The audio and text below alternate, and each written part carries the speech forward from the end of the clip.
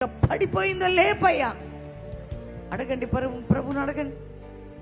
ఈరోజు నువ్వు కానీ ఆత్మ సంబంధమైన మార్పు కొరకు ప్రార్థిస్తుండగా, దేవుని అడుగుతుండగా, ఆత్మ సంబంధమైన మార్పుతో పాటు అనేక మార్పు నీ జీవితంలో జరగబోతున్నది. నీకు ఎర్ర సముద్రం లాంటి సమస్యనేముంది, 2 పాయలు దేవుడు చేయబోతున్నాడు.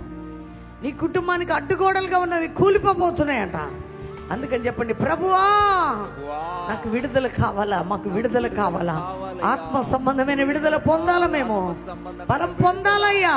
పడిపోయిన మా ఆత్మీయ ప్రాకారాన్ని కట్టుదేవా, నిర్మాణము చేయి నాయన.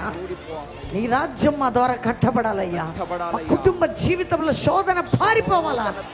ఏ విషయాల్లో శోధింపబడుతున్నావు, ఏ విషయాల్లో పోరాటం అనుభవిస్తున్నావు, ప్రతి పోరాటం వెనుక విడుదల నీకు అనుగ్రహించబోతున్నాడు, విడుదల నీకు ఇవ్వబోతున్నాడు దేవుడు.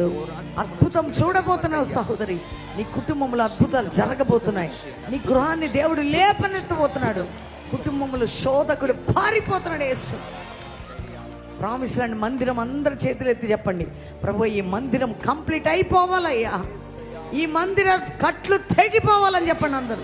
యేసు నామములో మందిరం మీద నీ అగ్గిని దిగాలని చెప్పండి. ఈ చేతుల పైకెత్తి మందిరంలో ఉన్న వారి ప్రామిస్ లాంటి, అయ్యా ఈ మందిరానికి ద్వారాలు తెరవబడాలా, సంతకాలు జరగాల, కట్లు తెగిపోవాలా, ఫైనాన్షియల్ డోర్స్ ఓపెన్ కావాలయ్యా, 7 రోడ్లు తెరవబడాలా, చుట్టుపక్కల స్వాధీనపరచాలయ్యా, పర్వతములకి తండోపదండాలు ప్రజలు రావాలా, ఆ ప్రవచనం నెరవేర్చబడాలయ్యా, అక్కడ చెత్త ఖాళీ అవ్వాలా, స్టాఫ్ లో, వాలంటీర్స్ లో, సంఘంలో ఆత్మ సంబంధమైన కార్యాలు జరగాల. వెళ్ళిపోయిన వారు, తప్పిపోయిన వారు, తొలగిపోయిన వారు, కల్వరి మినిస్ట్రీలో 28 సంవత్సరాల నుండి దూరమైన వారు కూడా ఆయన్ని వెతుక్కుంటూ వచ్చుదురుగాక అని చెప్పండి, మారిపోవుదురుగాక.